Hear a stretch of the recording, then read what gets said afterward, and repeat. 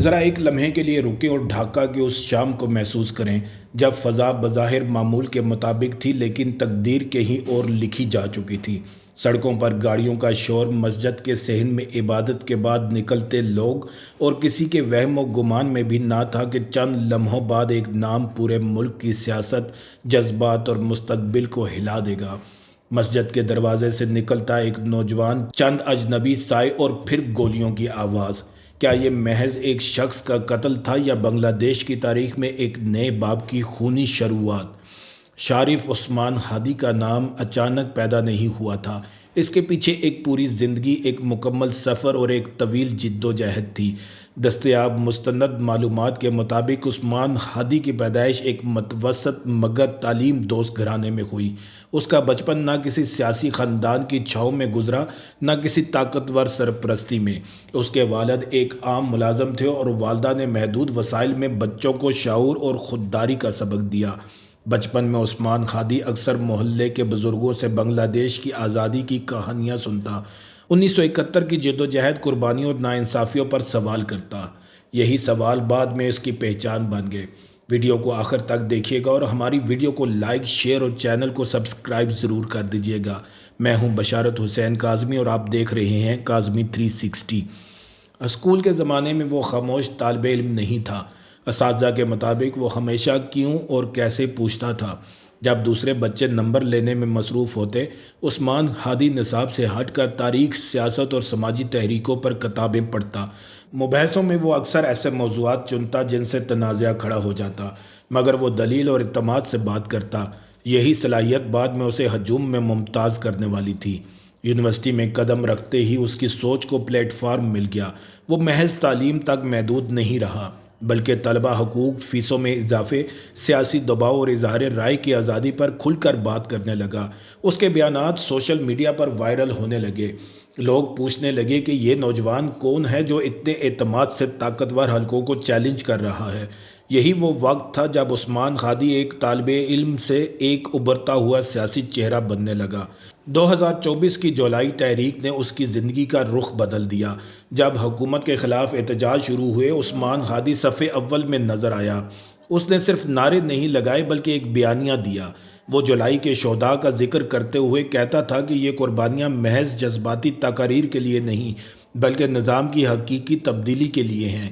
اس کی تقاریر میں غصہ کم اور دلیل زیادہ ہوتی تھی، اور یہی بات نوجوانوں کو اپنی طرف کھینچتی تھی۔ سوال یہ ہے کہ کیا یہی بیانیہ اس کے لیے خطرہ بن گیا؟ وقت کے ساتھ اس کی سیاست واضح ہوتی گئی۔ وہ غیر ملکی مداخلت کے خلاف کھل کر بولنے لگا۔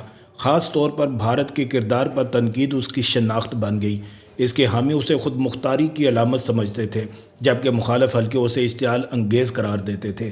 لیکن حقیقت یہ ہے کہ عثمان ہادی کی آواز اب صرف سڑکوں تک محدود نہیں رہی تھی، وہ ایوانوں تک سنی جانے لگی تھی۔ پھر آیا 12 دسمبر 2025۔ ڈھاکہ کے بیجوئے نگر علاقے میں عثمان ہادی معمول کے مطابق نماز کے بعد مسجد سے باہر نکلا۔ عینی شاہدین کے مطابق چند سیکنڈز میں فضا بدل گئی۔ نقاب پوش افراد نے فائرنگ کی اور ایک گولی سیدھی اس کے سر میں لگی۔ خون آلود سڑک، چیختے لوگ اور ایک ایسا منظر جس نے شہر کو سناٹے میں ڈال دیا۔ اسے فوری طور پر اسپتال منتقل کیا گیا، پھر سنگاپور جنرل ہسپتال لے جایا گیا۔ 6 دن تک قوم کی نظریں اس پر جمی رہیں۔ لوگ اس کی بچپن کی تصاویر، یونیورسٹی کے دنوں کی ویڈیوز اور انقلابی تقاریر شیئر کرتے رہے، جیسے پورا ملک اس کی سانسوں کے ساتھ جڑا ہو۔ 18 دسمبر 2025 کو وہ خبر آئی جس نے امید کو ماتم میں بدل دیا۔ عثمان ہادی زخموں کی تاب نہ لا سکا۔ 32 سال کی عمر میں ایک ایسا سفر ختم ہو گیا جو ابھی شروع ہی ہوا تھا۔ لیکن کیا واقعی یہ اختتام تھا؟ حکومت نے 20 دسمبر کو یوم سوگ کا اعلان کیا۔ سرکاری عمارتوں پر پرچم سرنگوں تھے، مگر سڑکوں پر عوامی جذبات کسی اعلان کے تابع نہیں تھے۔ جنازے میں دسیوں ہزار افراد شریک ہوئے۔ قومی شاعر قاضی نذر الاسلام کے قریب تدفین نے عثمان ہادی کو محض ایک سیاسی رہنما نہیں بلکہ ایک علامت بنا دیا۔ لوگ کہنے لگے کہ اب وہ صرف ایک شخص نہیں رہا بلکہ ایک نظریہ بن چکا ہے۔ سوگ زیادہ دیر خاموش نہ رہ سکا۔ جنازے کے بعد احتجاجی مظاہرے شروع ہو گئے۔ طلبہ، کارکن اور عام شہری سڑکوں پر نکل آئے۔ میڈیا ہاؤسز پر حملے ہوئے، اخبارات کے دفاتر کو نشانہ بنایا گیا۔ غصہ صرف قاتلوں پر نہیں تھا بلکہ پورے نظام پر تھا۔ لوگ پوچھ رہے تھے اگر عثمان ہادی جیسا معروف رہنما محفوظ نہیں تھا تو عام شہری کی کیا حیثیت ہے؟ کیا بنگلہ دیش میں اختلاف رائے اب جان لیوا جرم بن چکا ہے؟ اس دوران ایک بار پھر اس کے سیاسی موقف پر بحث چھڑ گئی۔ اس کے حامیوں کا کہنا تھا کہ اس کی بھارت مخالف اور خود مختاری پر مبنی سیاست ہی اس کے قتل کی وجہ بنی۔ احتجاج میں بھارتی ہائی کمیشن بند کرنے کے مطالبات سنائی دینے لگے۔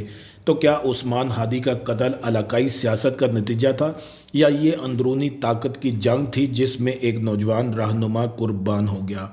پولیس نے تحقیقات کا آغاز کیا۔ 2 مشتبہ افراد کی تصاویر جاری ہوئیں، 5 ملین ٹکا انعام کا اعلان ہوا اور عبوری قیادت نے سخت کارروائی کا وعدہ کیا۔ لیکن بنگلہ دیش کے عوام اب وعدوں سے آگے دیکھنا چاہتے ہیں۔ وہ نتائج چاہتے ہیں، سچ چاہتے ہیں اور یہ جاننا چاہتے ہیں کہ عثمان ہادی کی زندگی، اس کا بچپن، اس کی جد و جہد اور اس کی قربانی رائے گاہ تو نہیں جائے گی۔ اب شارف عثمان ہادی ایک قبر میں آرام کر رہا ہے، مگر اس کا نام سڑکوں، یونیورسٹیوں اور نوجوانوں کے دلوں میں زندہ ہے۔ بنگلہ دیش ایک ایسے موڑ پر کھڑا ہے جہاں ایک نوجوان کی کہانی پورے ملک کے مستقبل کا تعین کر سکتی ہے۔ تو اب اصل اور آخری سوال کا جواب کمنٹس میں بتائیے گا کہ کیا شارف عثمان ہادی کی قربانی واقعی ایک نئے منصفانہ اور خود مختار بنگلہ دیش کی بنیاد رکھے گی یا یہ بھی ایک اور سچ بن کر طاقتوروں کے شور میں دب جائے گا؟ اپنے دوستوں کے ساتھ اس ویڈیو کو شیئر اور چینل کو سبسکرائب کرنا نہ بھولیے گا۔ پھر ملیں گے ایک نئی ویڈیو کے ساتھ۔ اللہ تعالیٰ آپ سب کا حامی و ناصر ہو۔